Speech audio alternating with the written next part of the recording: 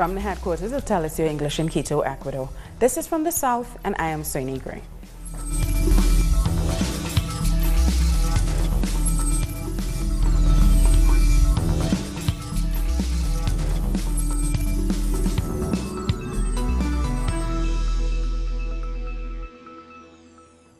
Peruvian President Martin Vizcarra arrived in Congress to ask for a state of emergency to be declared in the Attorney General's office. But mere minutes before he did so, the AG withdrew the order that initially led to the crisis. It all began when the AG dismissed two lead investigators in the Odebrecht corruption case. However, before the president could present the motion that would have allowed him to replace the investigators and even remove the AG from office, the AG backed down from his decision to dismiss the prosecutors. Our correspondent in Lima, Jaime Herrera, has those details. A few minutes ago, President Martin Vizcarra arrived here at the National Congress. He is set to give a press conference to explain more about this decision regarding the state of emergency at the Attorney General's office and the possible resignation of the Attorney General, Pedro Chavarri, who, in order to avoid his resignation, has backed down in his decision to dismiss two investigators in the Lava Jato investigation. Prosecutors Rafael Vela and José Domingo Pérez will continue investigating the scandal, which has put opposition leader Keiko Fujimori under preventive detention and led former President Alan Garcia to be barred from leaving the country. This leaves some questions in the air as to whether President Vizcarra will continue with his legal motion, but people protesting in the streets and in front of Congress continue to demand he declares the state of emergency in the Attorney General's office, and that he asks for the resignation of the Attorney General. People say Chavarri is benefiting certain political actors linked to the Lava Jato corruption case. Some political parties, like Frente Amplio, suggested a speed-up of the legal process so they could start debating the law project in less than 2 days. There are more demonstrations planned for tomorrow and Friday, in Lima and in other cities across the country. Now, before the AG's withdrawal, hundreds had protested on Tuesday night in Lima to express their outrage over the Attorney General's original decision. Now, although he has now reversed his decision, people have continued to demand that the Attorney General, Pedro Chavarri, be dismissed. And the Brazilian construction company Odebrecht has agreed to pay close to $40 million to the Brazilian state company Eletrobras after reaching a deal with authorities. Officials from Eletrobras said this payment is related to losses over the construction of 2 hydroelectric dams. The payment is a result of an agreement signed by Odebrecht and the Brazilian authorities to end the investigation of the company, which initially uncovered a number of bribes it had paid to public officials all across the continent.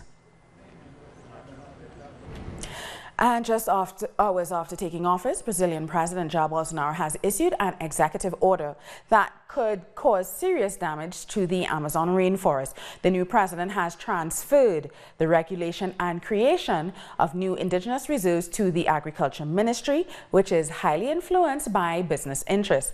Conservationists fear this will convert the Amazon into farmland. Bolsonaro defended the move in a tweet, saying large areas of the rainforest are controlled by just a few people. He's referring to indigenous communities and added that there is a need to integrate them into the rest of real Brazil. The indigenous land had until now been controlled by FUNAI, the government agency responsible for its protection. It has now been moved to the Ministry of Women, Family and Human Rights, which is controlled by an evangelical pastor, the indigenous leader Sonia Guajajara. She criticized the move, saying that the dismantling has already begun. And President Bolsonaro has also signed a decree to remove a section guaranteeing the rights of the LGBTQ community from the country's human rights guidelines. The provisional measure indicates that the recently established Ministry of Women, Family and Human Rights won't have a specific branch for LGBTQ people. Now, among those who were present for Jair Bolsonaro's swearing-in ceremony on Tuesday was the U.S. Secretary of State Mike Pompeo. After the ceremony, Pompeo met with the new Brazilian Foreign Minister Ernesto Araújo. During a press conference, they stressed the opportunities they both see for their nations to strengthen ties. We believe that the opportunity between President Trump, President Bolsonaro, and our two teams creates a truly transformative opportunity for our two nations, for our two peoples. And the Venezuelan Vice Minister of Foreign Affairs has sent out a statement directed at the U.S. Secretary of State. Via Twitter, the Vice Minister reminded Pompeo that Venezuela is irrevocably free and sovereign country and that they should stop their insolent interference and put an end to the U.S.'s erratic and absurd attitude. The statement comes just as Pompeo is set to meet with the Colombian President Ivan Duque. Privatization, austerity, and the extension of the agricultural and mining frontier onto indigenous land. These are some of the priorities of the new government in Brazil. People want solutions to the economic crisis, but do they think that these policies will achieve them?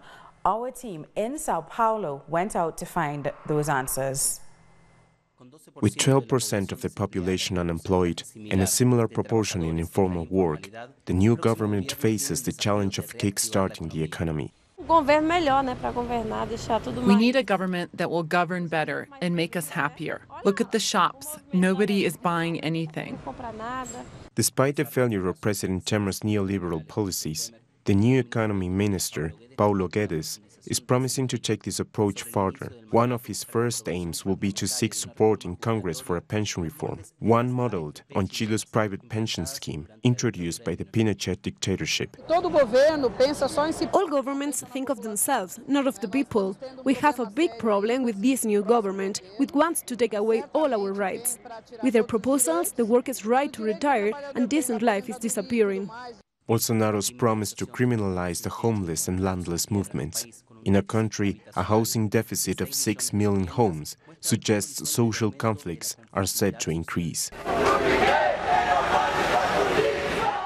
Under Bolsonaro, we will not see the same kind of democracy, which was already limited. He wants to outlaw social movements. The challenge for this year will certainly be for the movements to resist and keep defending people's rights. Minorities have a slogan for what lies ahead. Don't let go of anyone's hand. We will resist. We know that with Bolsonaro, we will face many attacks against us LGBT, against blacks and the indigenous, who are the true owners of the land. There will be all kinds of repression against people who are already oppressed. So nobody should let go of anyone's hand. We need to be united. The decision by opposition lawmakers to stay away from Bolsonaro's swearing-in shows that the new government's plans will not get a free ride on the streets. I would really like to be optimistic and think that the government will be reasonable. But I know it won't be. It's a corrupt, authoritarian, and incapable government. Bolsonaro will throw Brazil into a social and economic crisis, set the place on fire, and it won't last a year like that. Brazil is entering a new phase of the neoliberal experience and a political break with the last 30 years of democratization.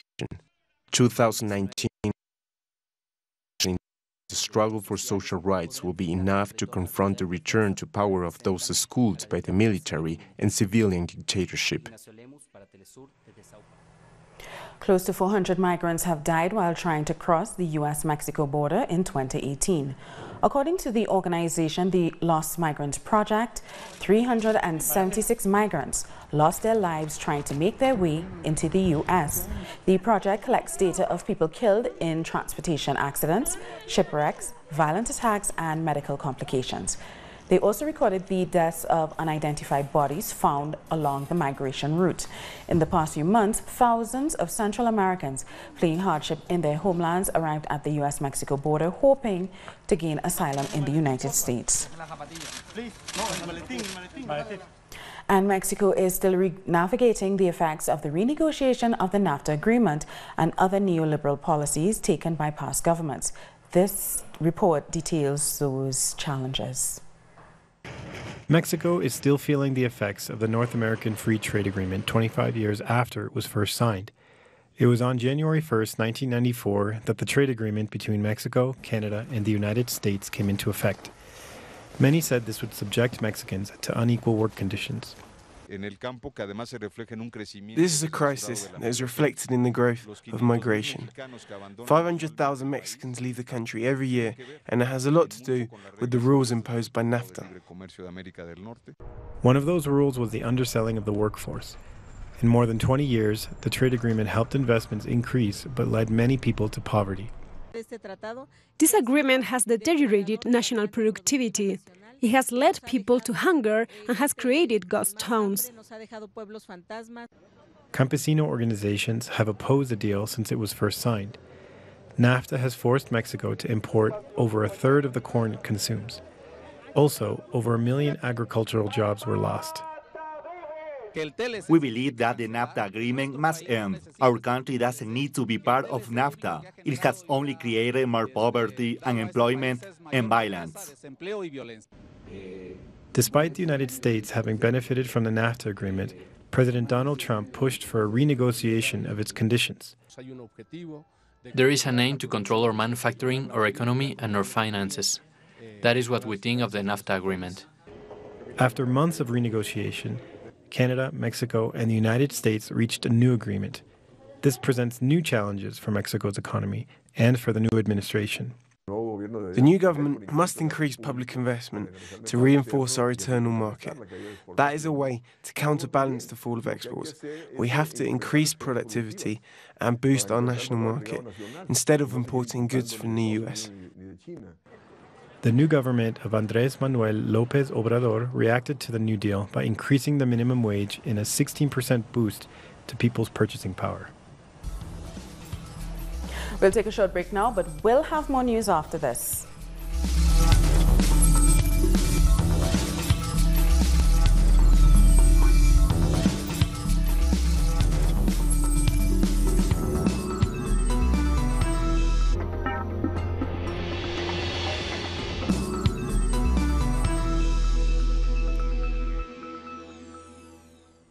Welcome back. A South African sailor has been rescued off the Dominican Republic. He had been adrift in his yacht for 2 days. The yacht's generator failed, leaving the vessel without power. Victor Hemtel, the boat's lone occupant, was also unable to steer the vessel after the engine stalled. He was spotted by a shipping boat and rescued. The yacht is currently being towed to Trinidad. It was quite busy and Jamaica's ban on single-use plastics is now in force, and manufacturers, importers and distributors have been reminded of the ban on single-use plastic bags and disposable plastic straws. The measure was recommended by the National Compliance and Regulatory Authority. The ban applies to plastic bags of 24 by 24 inches in dimension. Retailers with small stocks of plastic bags can continue using them until their alternative packaging shipments arrive. It is recommended that retailers contact their... The Speaker of the National Assembly of St. Kitts and Nevis has been accused of colluding with the government to block a new confidence debate against the Prime Minister last week. The opposition accused the House Speaker of dismissing the motion. It was filed against the Prime Minister, Timothy Harris, after the opposition accused him of putting his family and friends in key government positions. Shifting gears now, with 2019 declared as the year of festivals in the Caribbean, it's no surprise that the festivities have already kicked into high gear in parts of the region. The city of Nassau celebrated New Year's Day in true Bahamian style. Revelers took to the streets for the annual John Canoe Parade. Large groups displayed elaborate costumes, dancing to the beat of goat skin drums. The festival is named after John Canoe, an African tribal chief who demanded the right to celebrate with his people during the days of slavery. Bigger than Boxing Day, now on New Year's Day. And in other news, the Electoral Commission in the Democratic Republic of Congo has begun counting the votes cast in the recent general elections. Tallying centers across the country took the ballots from polling stations to begin the official count. Initial results are expected by Friday. The counting is taking place as the government has shut down all access to the internet, saying they fear early results may be leaked. But citizens and members of the opposition are viewing this shutdown with some degree of suspicion. Talking about voting trends in the West, people understand this, but here, if someone has seen that one candidate is first in 10 centuries, then they go off to do something else, and then when they comes back, if the results are different, there is risk of misinterpreting this. That is why we want to give results progressively and after receiving consolidated results from the centuries. It proves they are hiding things that are not very clear, because people went to express themselves by voting. But why should the government cut the internet? It does not bode well in relation to the wishes that the population expressed. Over 600 people have been affected by an Ebola outbreak in the DRC since August, according to their Ministry of Health. The ministry also said that over 350 Ebola patients have died since the latest outbreak started. The current outbreak is the second deadliest and second largest in history after the one in West Africa in 2014 that killed more than 11,000 people. And deadly ethnic clashes have killed at least 13 people over the past 48 hours in Burkina Faso. 6 were killed by armed men on motorcycles on the 31st of December, while 7 more were killed on January 1st in a suspected act of revenge. Burkina Faso has seen a spike in violent clashes in recent months. In December, the government declared a state of emergency in several northern provinces bordering Mali. And a demonstration has been staged in Madagascar's capital against the outcome of the presidential elections. Thousands of opposition supporters took to the streets to protest the victory of the former president, Andry Rajoelina, in last week's polls. This comes as the country's electoral court is reviewing a petition by the opposition leader challenging Rajoelina's win under fraud allegations. It is not fair because the people demand justice. It is the truth we seek, and this is what we receive when we are all Malagasy. The truth must come out because the Malagasy people are suffering. Everything here is corruption. Whether it's when you take an exam, no matter what we do, there's always corruption. Let the truth come out. The United Nations office in Mogadishu, Somalia, have been attacked by armed militants, injuring 3 people. 7 mortar strikes landed inside the UN compound on Tuesday, injuring staff members. U.S. Secretary General Antonio Guterres strongly condemned the attacks and said it is a violation of international humanitarian law. The militant group Al-Shabaab has reportedly claimed responsibility for the attack. We'll take a short break now. More news in a minute.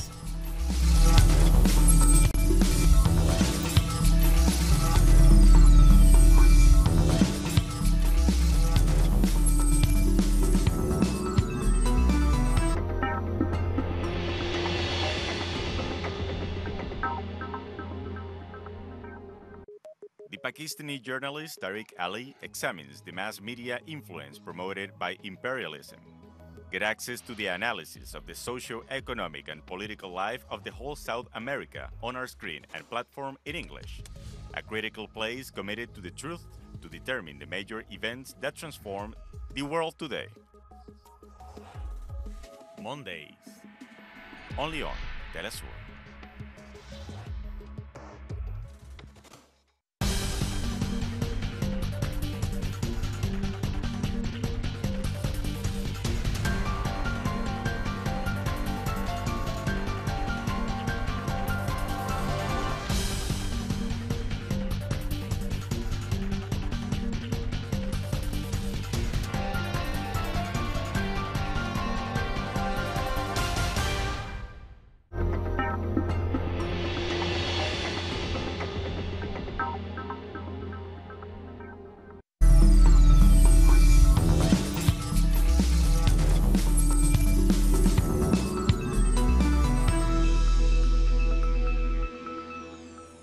Welcome back. The death toll following the collapse of an apartment building in Russia has risen to 27 people, with 14 still missing. Chances of finding more survivors alive continue to fade. On Tuesday, a baby was rescued alive after spending 35 hours beneath the rubble. The apartment building collapsed due to a gas explosion on Monday, trapping dozens. Chinese President Xi Jinping has said that the Taiwan question will definitely end with national rejuvenation and the principles of peaceful reunification. He called on Chinese people on both sides of the Taiwan Strait to make joint efforts to seek national reunification. Xi said the principles of one country, two systems are the best approach to realizing this. The future of Taiwan lies in national reunification, and the well-being of our Taiwan compatriots is linked to national rejuvenation. Peaceful development of cross-strait relations is the correct road to maintaining cross-strait peace. Promoting cross-strait common development and benefiting compatriots on both sides of the strait. Peaceful development of cross-strait relations should be pushed forward, maintained and shared by compatriots on both sides of the strait. The partial shutdown of the U.S. government has entered its 12th day. Early on Wednesday, bipartisan congressional leaders prepared to go to the White House for a briefing on President Trump's proposed budget for the U.S.-Mexico border wall. Our correspondent in Washington, D.C., Alina Duarte, has more. Democrats and Republicans are expected to meet with President Trump at the White House to discuss a possible solution for the government shutdown that started on December 22nd. This measure has left over 800,000 people without jobs. However, both parties have not surrendered to Trump's demands for the $5 billion he says are needed to build the U.S.-Mexican border wall. Democratic senators will discuss a new legislature on Thursday to finance public departments and agencies which have remained closed. During the past days, the Democrats' two-part package includes a bill to fund the Department of Homeland Security at current levels through February 8th and to provide $1.3 billion for border fencing and $300 million for other border security items, including technology and cameras. Trump repeatedly said during his presidential campaign that Mexico would pay for the wall, but the Mexican government has flat out refused. Trump has said the wall is crucial to curbing illegal immigration, but Democrats disagree, calling the wall immoral, ineffective, and expensive. A series of landslides in Indonesia killed at least 15 people on New Year's Day. At least 20 people went missing in West Java, and heavy rain buried 30 houses. The bad weather conditions had forced rescuers to suspend the search on Tuesday. In 2018, Indonesia suffered a series of earthquakes and tsunamis that killed more than 3,000 people. And the death toll from landslides and floods in the central Philippines has reached 85, according to officials. 25,000 people have been displaced because of the devastation triggered by heavy rains. Search and rescue operations have been hampered by continuous heavy rains in the Bicol and eastern Visayas regions. Every year, about 20 tropical cyclones hit the Philippines, which destroy crops and infrastructure and simply take a toll on human life. The Yemeni government has written to the United Nations Security Council over what it claims to be violations of the ceasefire by Houthi fighters. The letter, written on the 31st of December, claims that Houthi fighters have erected barricades and dug trenches in the port city of Hodeidah. However, Houthi fighters have denied the allegations and instead accused the government of violating the ceasefire by attacking areas under their control. That brings us to the end of this news brief. For these and many other stories, you can find them on our website, TalisYourEnglish.net. And join us on social media. We could be found on Facebook, Twitter, and Instagram. For Talis Your English, I'm Suni Gray. Thank you for watching.